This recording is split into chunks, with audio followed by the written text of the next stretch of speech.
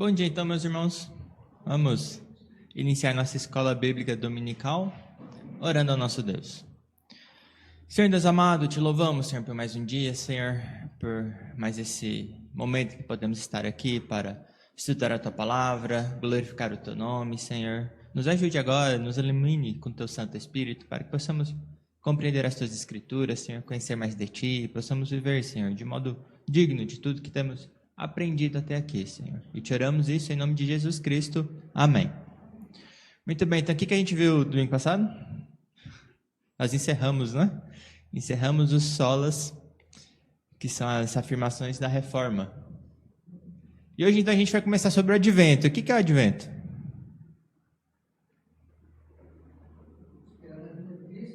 Esperando a vinda de Cristo?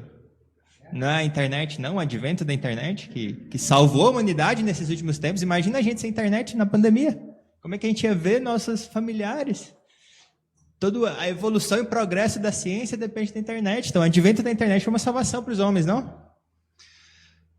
Ajudou. Não vou falar que não, mas quando a gente fala de advento, a gente está falando do advento de Cristo, certo? Da pessoa pela qual somos, de fato, redimidos eternamente. Então, quando a gente está entrando nessa época, nesse mês, essas 4 semanas que antecedem o Natal são chamadas as semanas do Advento, onde a gente celebra a vinda de Cristo, certo? Então, Advento significa literalmente vinda. Então, a gente está celebrando, comemorando a vinda do nosso Senhor Jesus Cristo.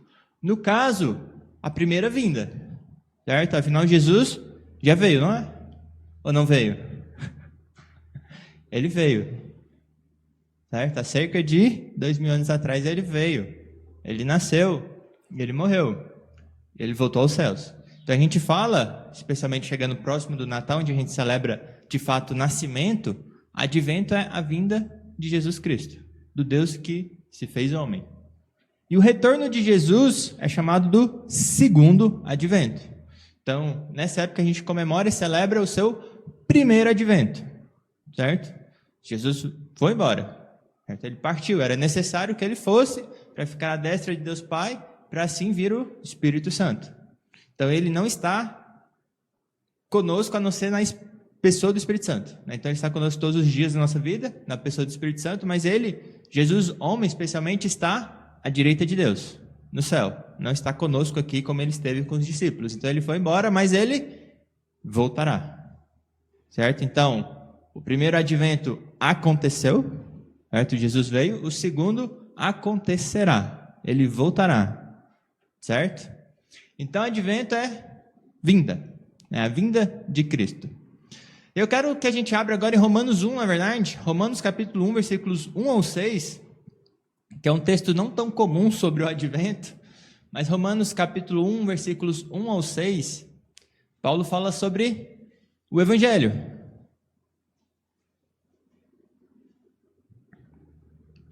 Então vou ler Romanos capítulo 1, 1 ao 6, lá está escrito assim: Paulo, servo de Jesus Cristo, chamado para ser apóstolo, separado para o Evangelho de Deus, o qual foi por Deus outrora prometido, por intermédio dos seus profetas nas sagradas Escrituras, com respeito a seu filho, o qual, segundo a carne, veio da descendência de Davi, e foi designado Filho de Deus com poder, segundo o Espírito da Santidade, pela ressurreição dos mortos, a saber, Jesus Cristo, nosso Senhor, por intermédio de quem viemos a receber graça e apostolado por amor de seu nome, para obediência por fé entre todos os gentios, de cujo número sois também vós, chamados para serdes de Jesus Cristo. E o 7 também, né? A todos os amados de Deus, os quais que estáis em Roma, chamados para serdes santos, graças a vós outros e paz, da parte de Deus, nosso Pai e nosso Senhor Jesus Cristo. Então, o que Paulo está falando aqui? Está falando que tem um evangelho que pertence a Deus,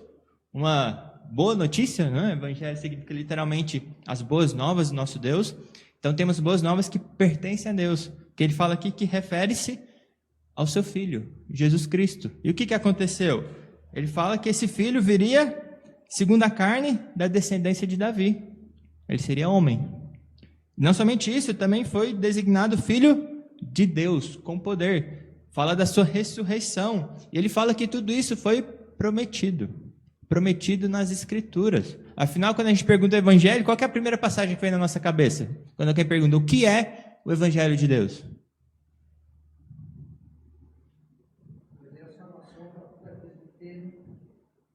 O Evangelho é a salvação para todos aqueles que creem? Então, qual que é a primeira passagem que vem na cabeça? Ou é só na minha? 1 Coríntios 15 não fala? Paulo fala o quê? Quando está falando sobre ressurreição, inclusive, sobre a fé, se Cristo não houvesse ressuscitado, seria o mais triste dos homens. Ele fala que Jesus o quê?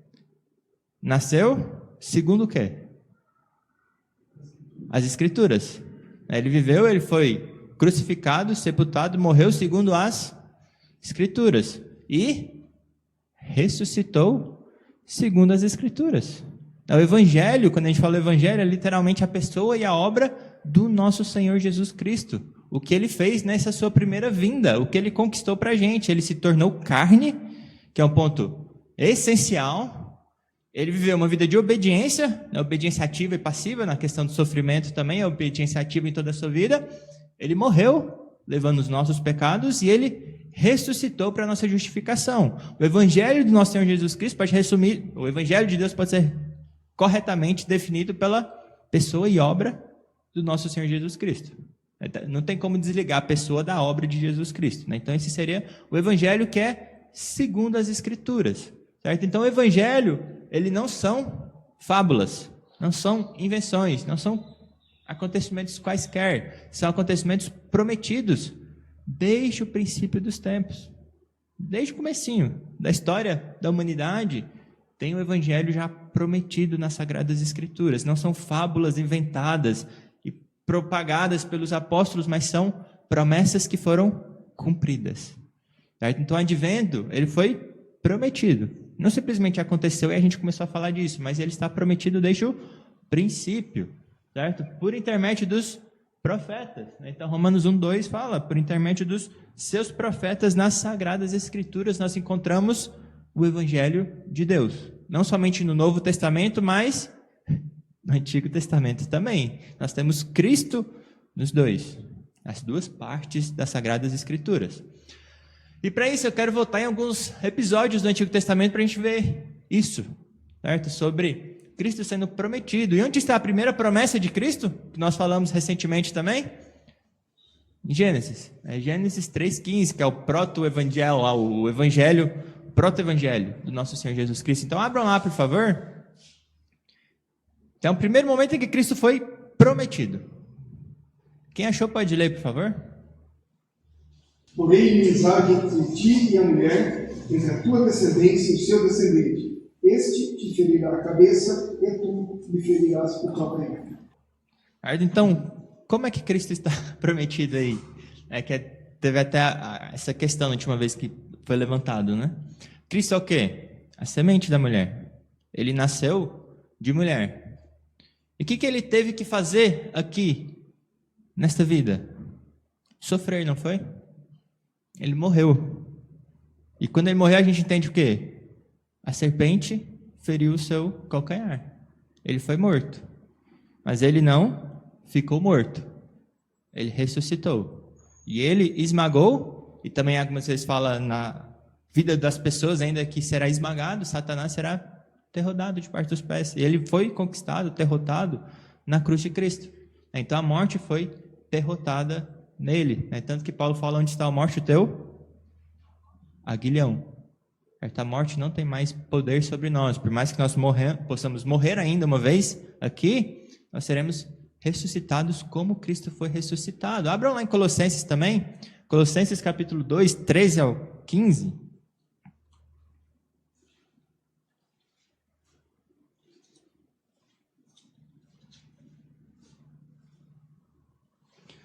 Romanos 16, 20 fala assim: o Deus da paz, em breve, esmagará debaixo dos vossos pés a Satanás, falando na vida dos irmãos, né?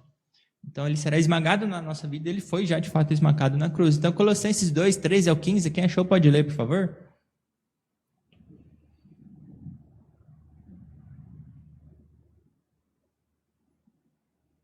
E a vós outros que estáveis mortos para as vossas transgressões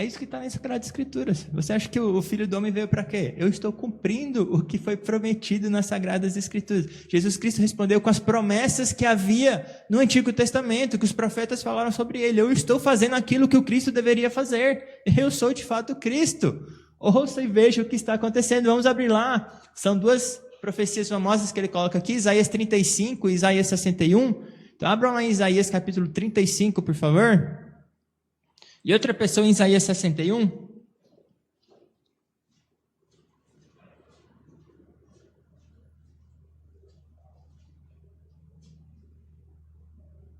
Quem achou Isaías 35 pode ler, por favor? Então se abrirão os olhos dos cegos e se desimpedirão os ouvidos dos surdos, os coxos saltarão como cercos e a língua dos mudos cantará. Pois águas arrebentarão no deserto e ribeiros no ermo. Então, Jesus Cristo falou que os cegos veem, os coxos andam, tudo isso está acontecendo. Isaías 61 também, quem achou pode ler, por favor. Versículo 1 só. O Espírito do Senhor Deus está sobre mim, porque o Senhor me ungiu para pregar boas novas aos quebrantados. Enviou-me a curar os quebrantados de coração, a proclamar libertação aos cativos e a pôr em liberdade os algemados. Jesus Cristo usou essa também, afinal está sendo pregado o Evangelho, aos pobres está sendo pregado o Evangelho de Deus. O que Cristo estava fazendo na sua primeira vinda é exatamente aquilo que foi prometido no Antigo Testamento. O Messias que estava por vir está fazendo de fato o seu papel.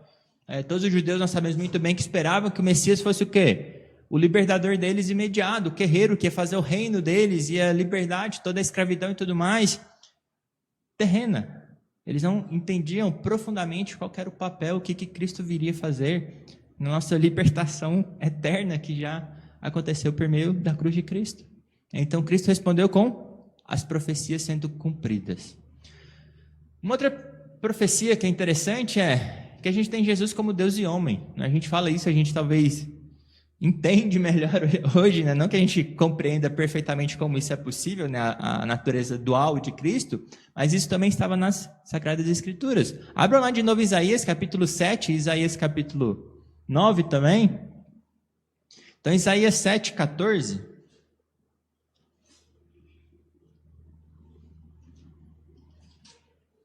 Que também todo mundo deve saber mais ou menos de cor.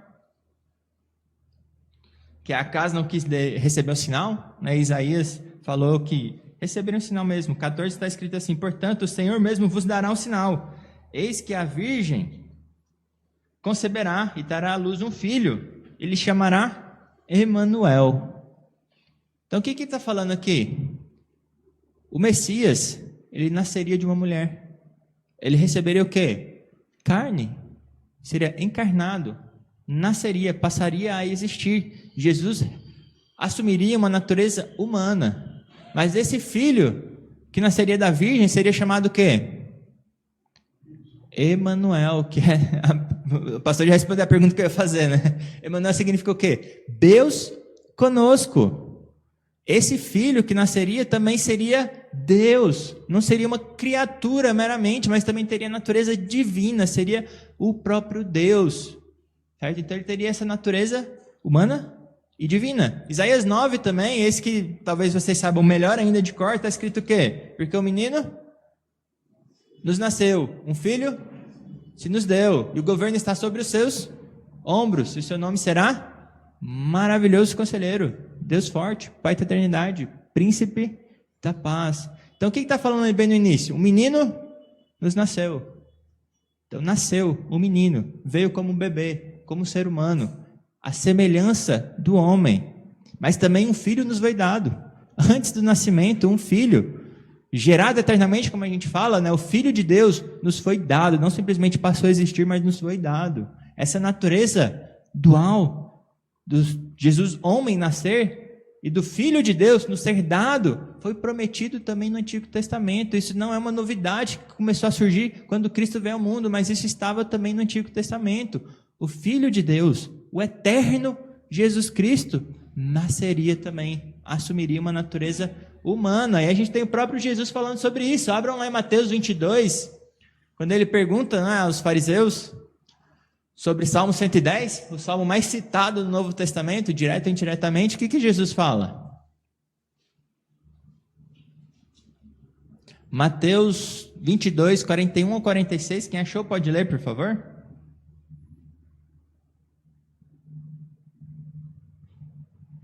Reunidos os fariseus, interrogou-os Jesus: Pensai vós de Cristo? De quem é filho? Responderam-lhe eles: de Davi. Replicou-lhes Jesus: Como pois Davi, pelo Espírito, chama-lhe Senhor, dizendo: Disse o Senhor ao meu Senhor: Assenta-te à minha direita, até que eu ponha os teus inimigos debaixo dos teus pés? Se Davi, pois, lhe chama Senhor, como é ele seu filho? E ninguém lhe podia responder palavra, nem ousou alguém, a partir daquele dia, fazer-lhe perguntas. Então que Jesus estava basicamente dando troco, né? Ele foi questionado e tentaram armar várias ciladas para ele. E Jesus finalmente fez uma pergunta àqueles que estavam questionando. Depois dele responder maravilhosamente bem a todos, ele levanta esse ponto. Como assim? O Messias não vai ser filho de Davi? O próprio Davi fala que esse, que será da sua linhagem, é o seu Senhor. Como é possível o seu filho pré-existir o próprio Davi? Como isso é possível? E ninguém sabia responder. Isso só fica claro em Cristo. Não tem como as pessoas compreenderem todas essas coisas que Davi falou e os profetas falaram sem a pessoa de Cristo. Tudo isso só é revelado quando Cristo vem ao mundo e finalmente nós entendemos que o Deus eterno se fez homem. Tudo isso só é resolvido na pessoa de Cristo, certo? Na sua primeira vinda, no seu primeiro advento. Tudo bem?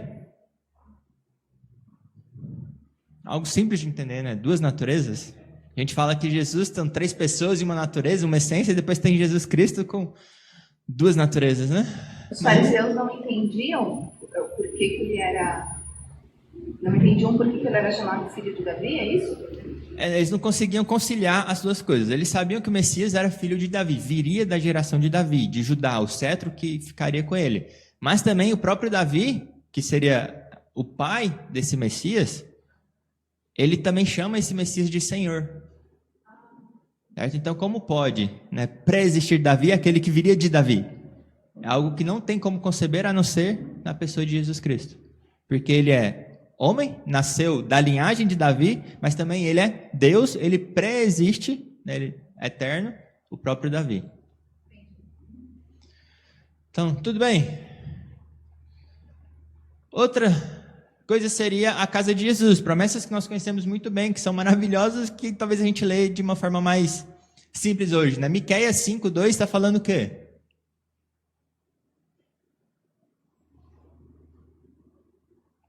Jonas, Miqueias, não Abacuque, abram lá, Miqueias, capítulo 5, versículo 2, e leiam, por favor. Outra pessoa já abra Lucas 2, eu vou abrir Lucas 2 e ler para vocês. Então, Miqueias 5:2, por favor. Quem achou? Belém é prata pequena demais para figurar com um grupo de milhares de Judá. De ti me sairá que há de reinar Israel, e cujas origens são desde os tempos antigos, desde os dias da eternidade. Então, Deus prometeu que Jesus nasceria onde? Belém Efrata, certo? Cidade de Davi. E como que Deus fez para que realmente Jesus nascesse em Belém? Que não é do Pará, é Belém. Ele moveu toda a humanidade da época, todo mundo conhecido, para que Jesus nascesse no lugar prometido. Lucas 2, 1-7, lá está escrito assim: naqueles dias foi publicado um decreto de César Augusto, a pessoa, mais poderosa da época, dos homens, convocando toda a população do império para recensear-se. O primeiro recenseamento, foi feito quando Quirino era governador da Síria. Todos iam alistar-se, cada um à sua própria cidade. José também subiu da Galileia, da cidade de Nazaré, para a Judéia, a cidade de Davi, chamada Belém, por ser ele da casa e família de Davi, a fim de alistar-se com Maria, sua esposa, que estava grávida. Estando eles ali, aconteceu completarem-se-lhe os dias. Ela deu à luz o seu filho primogênito, enfaixou-o e o deitou numa manjedoura, porque não havia lugar para eles na hospedaria. Então, Cristo moveu todos os seres humanos possíveis da época, fazendo com que Cristo, então, pela sua poderosa e santa providência, nascesse no lugar que ele designou. Então, Deus que faz o destino, né? Ele que comanda todo o universo. Ele prometeu que cumpriria ali, não simplesmente porque ele viu no futuro, mas que ele fez com que isso realmente acontecesse pelo seu poder, pela sua providência. Ele moveu todos os seres humanos da época para Cristo nascer no lugar prometido, como ele havia falado por meio de Miqueias. Jesus ainda teria que vir do Egito, né? Oséias, não precisa abrir lá. Oséias 11:1, nós chamamos que... Oséias fala, né, que do Egito chamarei meu filho. Então era uma outra promessa que tinha que se cumprir. E de novo, o que aconteceu? Mateus 2, 13 a 15, também não precisa abrir lá. O que aconteceu? Herodes fez o quê? Ele ficou temeroso porque o rei nasceria. Teve o que a gente chama de magos, né, os sábios que vieram e falaram que o rei nasceria, estavam seguindo a estrela. Herodes ficou temeroso e o que ele fez? Mandou matar todos os nascidos. José foi advertido por um anjo e ele fugiu para onde? Olha aí que coincidência, né? Fugiu para o Egito. Depois que Herodes morreu, o anjo o advertiu e fez com que ele voltasse do Egito. Só que falou que o filho lá de Herodes ainda estava no poder, então não vamos para Belém, vamos para onde? Nazaré. Que Jesus também seria chamado de Nazareno, como está lá em Mateus, né? Todas as promessas se cumprindo maravilhosamente bem, porque foi Deus quem falou. A diferença de um profeta de Deus e um falso profeta é o quê? Profeta de Deus não erra nunca, porque boca de Deus, como pode Deus errar? Deus que é onisciente, todo-poderoso, poderá ele errar? De forma nenhuma. Então todas as promessas que ele deu, cumpriram, ou se cumprirão as que ainda não aconteceram. E todas essas sobre a casa de Jesus, sobre o nascimento, sobre quem ele seria, como ele seria, de onde ele viria, se cumpriram maravilhosamente bem. Um dos argumentos até que é usado para falar da majestade, da divindade das Sagradas Escrituras, né, que elas foram de fato de Deus, que ela é impressionante, né, toda a sua construção e também todas as profecias, todas acontecendo de forma extremamente precisa, né? Diferente das profecias de hoje, né? Que falam de forma bem geral que alguma coisa vai acontecer. Não, Lara vai nascer nesse lugar, nesse tempo, tantos anos, tudo isso acontecendo maravilhosamente bem. E sobre o advento de Cristo, também, todas acontecendo perfeitamente bem.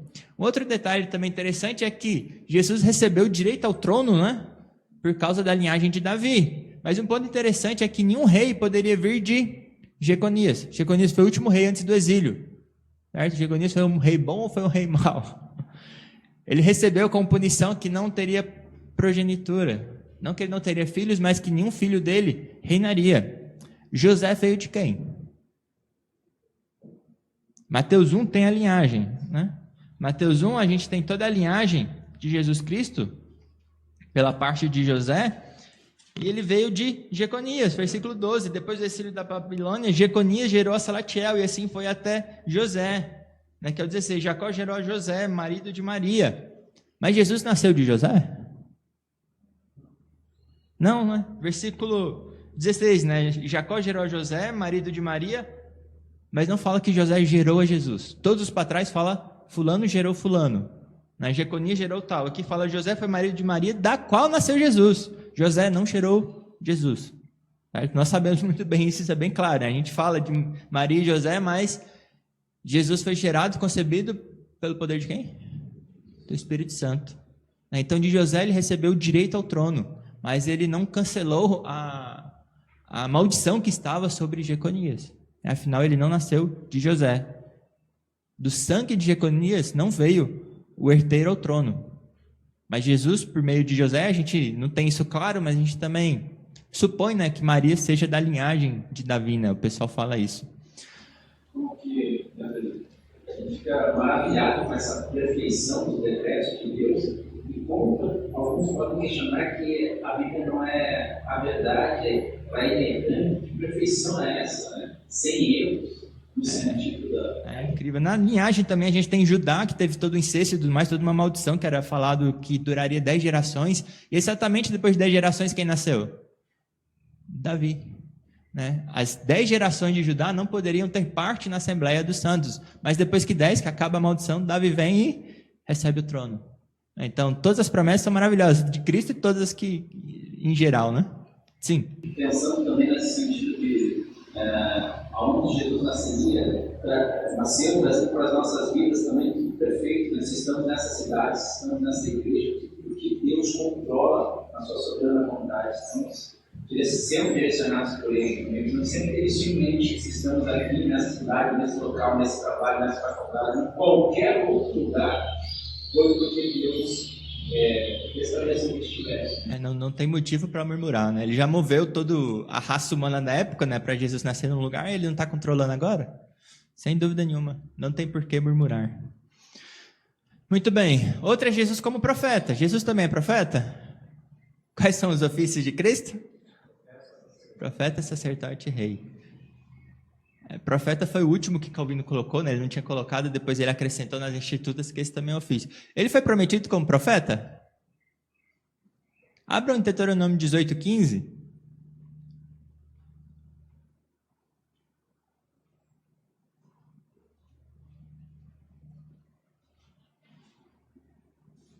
Quem achou pode ler, Deuteronômio 18:15. O Senhor teu Deus te suscitará um profeta no meio de ti e de teus irmãos semelhante a mim. A ele ouvirás. Então aqui está falando que Moisés, né, que foi profeta de Deus, que trouxe a lei para nós, era boca de Deus, aquele com quem Deus relacionava face a face. Não houve outro depois dele assim, a não ser o profeta prometido, que Deus falou que esse você tem que ouvir. Quem não ouvir, morrerá, não terá participação na Assembleia dos Santos. Então está prometendo aqui que viria um profeta à semelhança de Moisés, face a face com Deus. Como está em João 1, né, o verbo estava com Deus, estava face a face com Deus. Jesus Cristo é esse profeta prometido, desde Moisés. Deus levantou Moisés, passou a lei, passou grandes conhecimentos da parte de Deus sobre quem Deus era para o povo, mas ele mandou um profeta maior que Moisés, que era o próprio Jesus Cristo, que é o que o Paulo fala lá no seu sermão, Atos 3, 22 a 26, ele fala o seguinte: disse na verdade Moisés, o Senhor Deus vos suscitará dentre vossos irmãos, um profeta semelhante a mim, a ele ouvireis em tudo quanto vos disser. Acontecerá que toda alma que não ouvir a esse profeta será exterminada do meio do povo. E todos os profetas, a começar com Samuel, assim como todos quantos depois falaram também, anunciaram estes dias: vós sois os filhos dos profetas e da aliança que Deus estabeleceu com vossos pais, dizendo a Abraão: na tua descendência serão abençoadas todas as nações da terra. Tendo Deus ressuscitado o seu servo, enviou primeiramente a vós outros para vos abençoar, no sentido de cada um se aparte das suas perversidades. Então Jesus Cristo é aquele que foi prometido também como profeta, que devemos ouvir. Quem não ouvir será exterminado do meio do povo. Certo? Então Jesus veio como profeta, anunciou a Deus completamente, perfeitamente, que é o que fala em Hebreus 1, ele é a perfeita expressão do seu ser, tendo Deus falado outrora por meio de muitas maneiras de profetas, nos últimos tempos falou por meio do seu Filho, o qual é a expressão exata do seu ser. Ele é o profeta prometido que veio e nos ensinou todas as coisas. A mulher samaritana fala: nós sabemos que haverá de vir o Messias que nos ensinará todas as coisas, que será o profeta de Deus. E Cristo respondeu para ela: eu sou o que vos falo, eu sou esse profeta que lhe ensinará todas as coisas. Eu vim e estou aqui trazendo a perfeita revelação de Deus, completa e suficiente, que a gente exalta muito esse ponto. Nenhuma outra profecia há depois de Cristo, porque Cristo foi a perfeição, a completude, encerrou ali na doutrina de Cristo que os apóstolos nos trouxeram, no fundamento dos apóstolos. Então não há nova revelação. Na verdade, hoje o sermão vai ter sobre profecias, não é? Tudo bem? Outro ponto também muito conhecido é o leão cordeiro, né? Jesus é o leão. Leão do quê? De quem? Da onde? Leão da tribo de Judá. Ele também é o cordeiro? Então, Gênesis 22 fala, Jacó falando aos seus filhos, né? Fala que de Judá viria o leão, né? O leãozinho que pega a sua presa, e o cetro também e tudo mais. Então, ele é prometido como o leão. Gênesis 49, na verdade, né? Gênesis 22 é quando Abraão vai levar Isaac, né? E Deus fala não mate o seu filho, certo? E que tinha ali preso o quê? Um cordeirinho, né? Um carneiro. Na Êxodo 12 tem o cordeiro imolado para Páscoa. João 1,29, João Batista, quando vê Jesus Cristo, o que ele fala? Eis o Cordeiro de Deus que tira o pecado do mundo. Então tem essas duas imagens no Antigo Testamento, deixado bem claro que Jesus seria o cordeiro, mas também o leão. E isso é revelado também em Apocalipse. João, na sua visão lá, em Apocalipse capítulo 5, abram lá, por favor.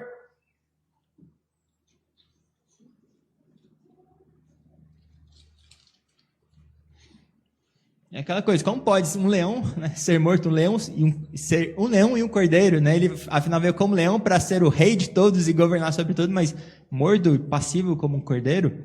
Então, Apocalipse 5, 1 ao 10, eu vou ler aqui, lá está escrito assim: vi na mão direita daquele que estava sentado no trono um livro escrito por dentro e por fora, de todo selado com 7 selos. Vi também um anjo forte que proclamava em grande voz: quem é digno de abrir o livro e lhe desatar os selos? Ora, nem no céu, nem sobre a terra, nem debaixo da terra, ninguém podia abrir o livro, nem mesmo olhar para ele. E eu chorava muito, porque ninguém foi achado digno de abrir o livro, nem mesmo de olhar para ele. Todavia, um dos anciãos me disse: não chores, eis que o leão da tribo de Judá, a raiz de Davi, venceu para abrir o livro e os seus 7 selos. Então vi no meio do trono e dos 4 seres viventes, entre os anciãos, de pé, um cordeiro, como tendo sido morto, e ele tinha 7 chifres, bem como 7 olhos, que são 7 Espíritos de Deus enfiados por toda a terra. Então Jesus Cristo é esse leão da tribo de Judá, que veio como cordeiro para morrer no nosso lugar e assumir o trono do universo, desatar os selos, ter o comando, o governo sobre toda a história da humanidade. Certo? Então tudo isso é cumprido também e deixado claro na pessoa de Jesus Cristo, quando ele veio e cumpriu todas essas promessas que havia de Deus no Antigo Testamento. Que fora, tirando a pessoa de Cristo, é impossível conciliar todas essas promessas. É impossível entender todas essas promessas. Tudo bem? E outro ponto também, ainda sobre essa questão de ser o cordeiro, a gente tem as canções do servo do Senhor, que estão lá em Isaías, né, que vocês conhecem, no mínimo, a última. Especialmente nessa época, Isaías 53, vocês conhecem essa parte, que é o servo sofredor. Vamos abrir lá, não tem como não ler essa passagem, especialmente nessa época, né?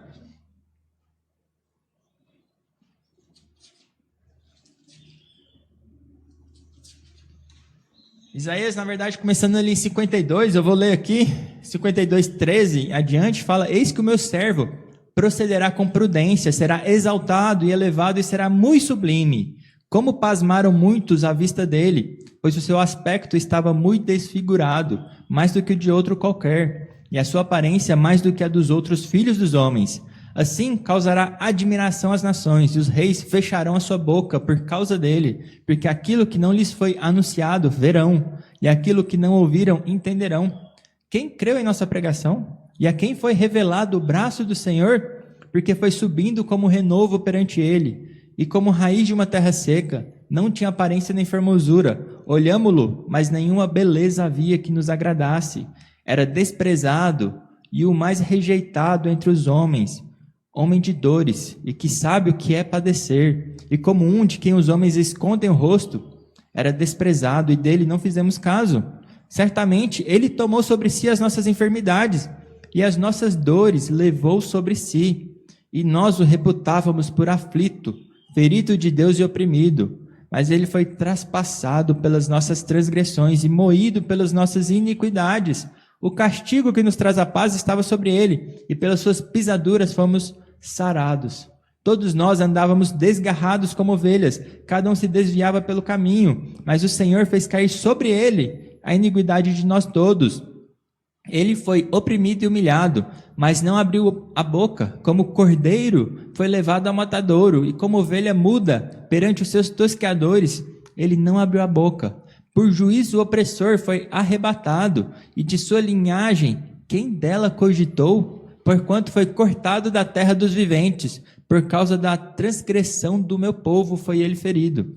Designaram-lhe a sepultura com os perversos, mas com o rico esteve na sua morte, posto que nunca fez injustiça nem dolo algum se achou em sua boca. Todavia o Senhor agradou moê-lo, fazendo-o enfermar. Quando der ele a sua alma como oferta pelo pecado, verá sua posteridade, prolongará os seus dias, e a vontade do Senhor prosperará nas suas mãos. Ele verá o fruto do penoso trabalho de sua alma e ficará satisfeito. O meu servo, o justo, com o seu conhecimento justificará muitos, porque as iniquidades deles levará sobre si. Por isso eu lhe darei muitos como a sua parte, e com os poderosos repartirá ele o despojo, porquanto derramou a sua alma na morte.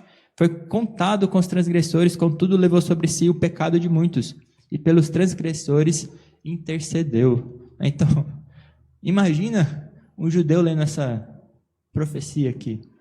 Como poderia compreender todas as coisas que aconteceram? Ele que foi, não havia beleza, foi desprezado, foi morto, como ovelha muda, foi para os tosqueadores, e viu o penoso trabalho da sua alma, regozijou-se, tudo isso que aconteceu, todas as promessas do servo sofredor, como ele também conquistaria e ressuscitaria. Isso é impossível compreender sem a vida de Cristo.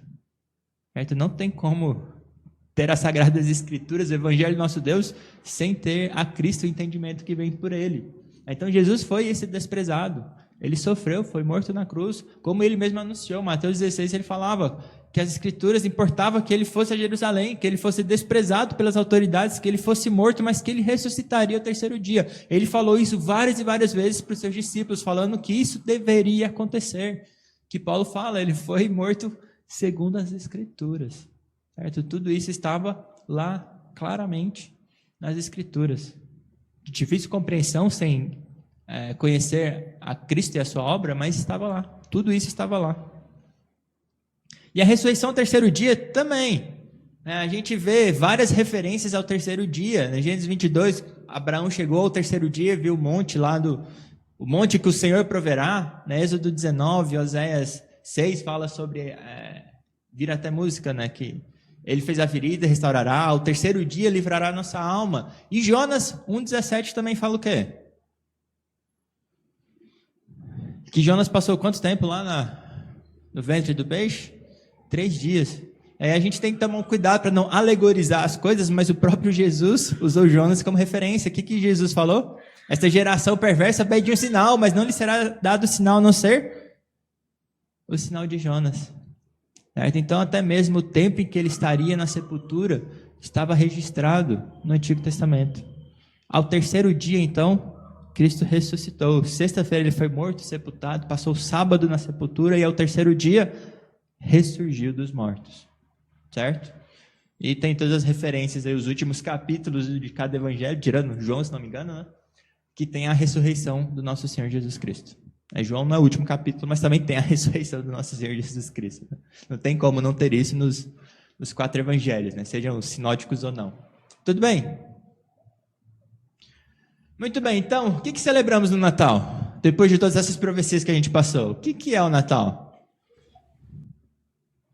Não apenas o nascimento, não simplesmente um nascimento, mas o quê? A encarnação. O Verbo se fez carne e habitou entre nós, e vimos a sua glória como do unigênito do Pai. Então no Natal nós celebramos a encarnação do Deus eterno, do Verbo que se fez carne. Não é simplesmente o nascimento, mas é o Deus se tornando em semelhança nossa. Certo? É isso que é o Natal. Jesus veio em humilhação, mas retornou em exaltação. Vamos abrir em Filipenses, que é um bom texto para a gente ver o que Cristo veio fazer. Filipenses capítulo 2. Muitos conhecem esse texto também, né?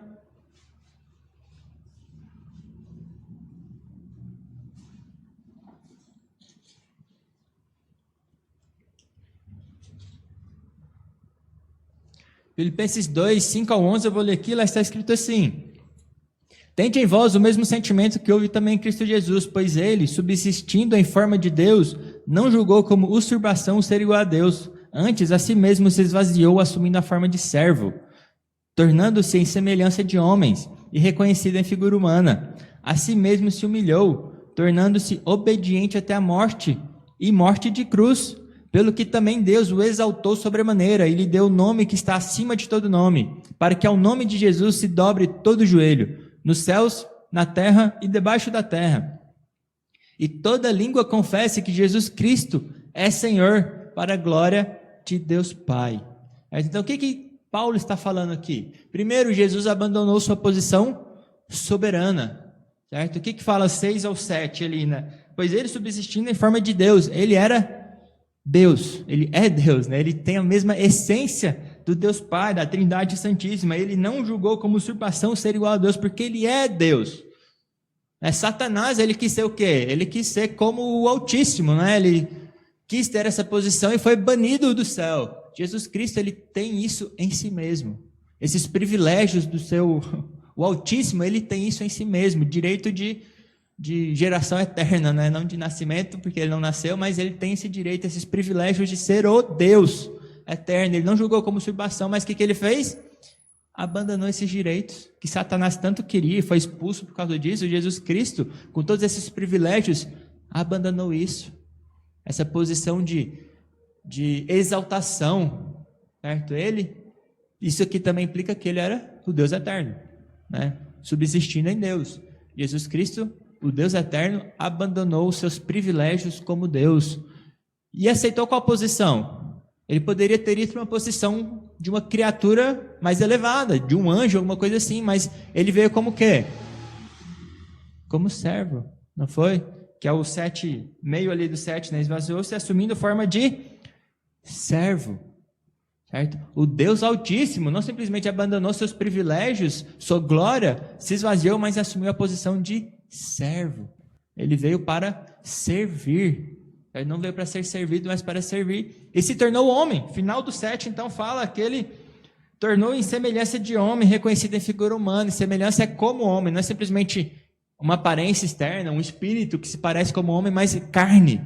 Com uma carne igual à nossa, semelhante à nossa. Ele se tornou homem. Assumiu carne como nós. João também fala, né? Quem rejeita que Jesus veio como carne, seja anátema, né? Seja também amaldiçoado. E ele se humilhou e agiu sem dúvida nenhuma, sem qualquer egoísmo, né? Totalmente altruísmo. A definição de altruísmo é onde fala no 8 que ele obedeceu. Aí ele obedeceu até que ponto? Até a morte. E qual tipo de morte? Morte de cruz. A gente sempre pensa que o sofrimento mais físico, né? Mas não foi simplesmente o sofrimento físico ali na cruz que ele recebeu, mas ele recebeu o quê? A punição dos nossos pecados, né? A ira de Deus caiu sobre ele. Não foi a dor física a parte mais terrível, mas se tornar pecado. Algo mais contrário à sua natureza possível. Ele se tornou pecado e recebeu toda a ira de Deus. Ao ponto que ele chorou e saiu sangue dele por causa desse momento. Certo? Então ele sofreu, se humilhou e sofreu por nós. E finalmente, o que aconteceu? Depois disso tudo, ele fala pelo quê? Depois de toda essa obediência, essa humilhação, esse estado que Jesus teve, essa perfeita obediência, ele foi exaltado. Então Deus o exaltou sobremaneira. E lhe deu o nome que está acima de todo nome, que não é Jesus, esse nome, mas o seu título, o Adonai. Ele é o Senhor dos senhores, o Rei dos reis. Ele está acima de todas as coisas criadas. Ele está no trono do universo e foi exaltado sobremaneira depois da sua obra completada aqui. Ele completou a sua missão com excelência, não teve pecado, cumpriu perfeitamente a lei de Deus, obedeceu perfeitamente e agora foi exaltado sobremaneira, recebeu o nome que está acima de todo nome. Ele é o Senhor, certo? Então celebramos isso, a sua vinda, o que ele fez por nós, essa encarnação, essa humilhação que ele passou, esvaziou-se, essa obediência perfeita dele e a sua ressurreição e exaltação, certo? Isso foi o que ele fez na sua primeira vinda. Tudo bem?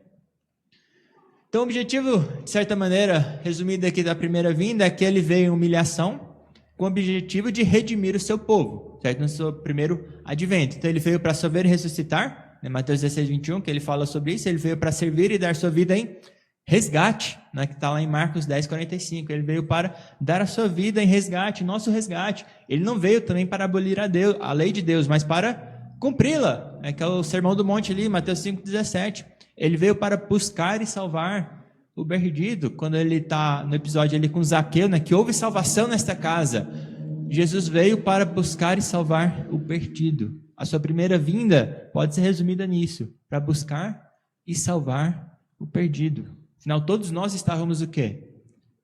Perdidos. Todos se extraviaram. Né? Romanos 3, todos se extraviaram, todos perdidos. Todos se fizeram inúteis. Jesus veio para buscar nós que estávamos extraviados e perdidos e nos salvar. Tudo bem? Então, eu vou ler um trecho aqui de Agostinho, por que não, né? Onde ele fala, é um sermão lá sobre os tempos litúrgicos, eu não coloquei ali a referência do sermão exatamente, mas ele fala o seguinte: o verbo do Pai, por quem todo o tempo foi criado, se fez carne e nasceu no tempo para nós. Então, o próprio tempo foi criado por Deus, não existia antes. Ele que fez o tempo, nasceu no tempo para nós, se colocou dentro do tempo. Ele, sem cuja permissão divina nenhum dia completa o seu curso, desejou ter um dia reservado para o seu nascimento humano. No seio de seu Pai, ele existiu, antes de todos os ciclos das eras. Nascido de uma mãe terrena, ele entrou no curso dos anos neste dia.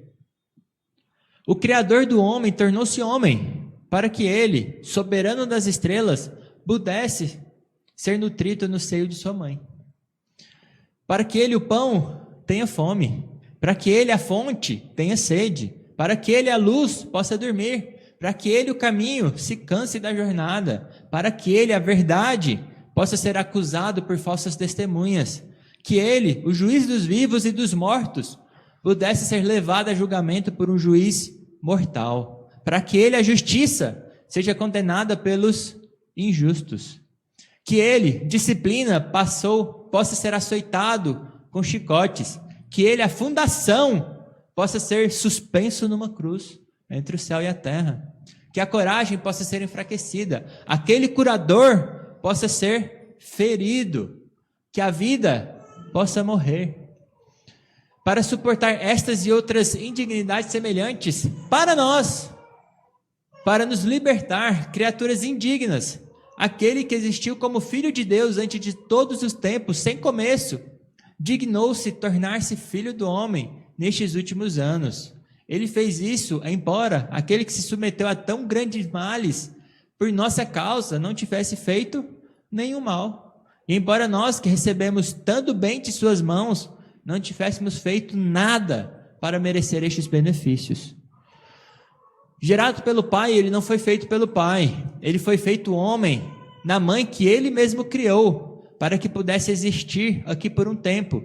Nascido daquela que nunca e em lugar nenhum poderia ter existido, exceto através do seu poder. Então Agostinho fala muitas coisas excepcionais aí que a gente poderia passar muito tempo, né, discutindo cada uma deles, sobre a geração de Deus, sobre Maria. É Maria que concebeu, deu à luz a Jesus Cristo. Ela não poderia existir em nenhum lugar por nenhum tempo, a não ser pelo poder de Cristo. Ele que criou Maria, por meio de Maria, ele veio ao mundo. Certo? Ele que dignou-se se tornar homem para nós, em nosso favor, sem ter feito mal nenhum. É o pão da vida, que passou fome. É tudo isso que Cristo fez para nós. Então é isso que nós celebramos claramente no Natal. Certo? Não é o bom velhinho que traz presentes, mas é Jesus Cristo, o eterno, que vem e não dá para os bons, para quem foi bom, mas para quem não merecia. Nos dá a vida eterna, para os perdidos. Tudo bem? Irmãos, todo mundo sabe o que é o Natal, né? Mas é bom lembrar um pouco. Mas ele virá uma segunda vez, não é? Então, a primeira vez que ele veio, o primeiro advento, foi para buscar e salvar o perdido. E o segundo? O que acontecerá? Tessalonicenses fala, né? Na segunda vinda, Jesus tomará vingança com seus anjos, virá com fogo e terá retribuição. A primeira vinda, ele veio cheio de graça, de perdão, de salvação. A segunda vinda, ele virá em retribuição e vingança. Todos aqueles que não creram no seu nome serão condenados e mortos. Apocalipse, né? A gente tem isso muito claro, né? Todo mundo fala que Juízes, isso é um livro sangrento e tudo mais. Não leu Apocalipse. Em Apocalipse, todos morrerão. Quer sejam reis, quer sejam comandantes, quer sejam livres, quer sejam escravos, quer sejam pequenos, quer sejam grandes. Todos serão mortos pela espada daquele que vem naquele cavalo branco, com a espada na sua língua, né? Como é que é a ilustração lá? Ele matará a todos. Aí, na segunda vinda, não vai ser para buscar e salvar o perdido, será para retribuição e vingança, onde ele derrotará tudo de uma vez por todas, com o sopro da sua boca, né, que é Tessalonicenses, sem dificuldade nenhuma, ele encerrará toda a história do pecado da raça humana, condenará corretamente os que não creram em seu nome, e pela sua justiça, pelos que creram em seu nome, serão salvos. Tudo bem? Uma última frase para a gente encerrar, que é do John MacArthur, ele fala que na primeira vez que ele veio, uma estrela marcou sua chegada. Da próxima vez que ele vier, todas as estrelas do céu, todas as estrelas cairão do céu. Na primeira vez que ele veio, os magos e os pastores trouxeram presentes. Na próxima vez que ele vier, ele trará presentes para recompensar seu povo. A primeira vez que ele veio, não havia lugar para ele. Da próxima vez, o mundo inteiro será incapaz de conter a sua glória. Na primeira vez que ele veio, apenas alguns compareceram à sua chegada. Na próxima vez que ele vier, todos os olhos o verão. Na primeira vez que ele veio como um ele veio como um bebê submisso. Na próxima vez ele virá como rei soberano. Certo? Então nós celebramos o primeiro advento e clamamos também pelo seu segundo advento, né? Maranata, Senhor Jesus, que ele venha como rei soberano, encerrando toda a história. Tudo bem? Alguma questão que vocês queiram falar ou perguntar, discutir nesse momento? Muito bem, essa foi a nossa última EBD do ano. Encerramos aqui, a gente vai ter outras coisas que não será possível fazer EBD ainda, mas essa foi a nossa última EBD do ano. E é isso. Então, pastor, pode encerrar para a gente as EBDs do ano, por favor?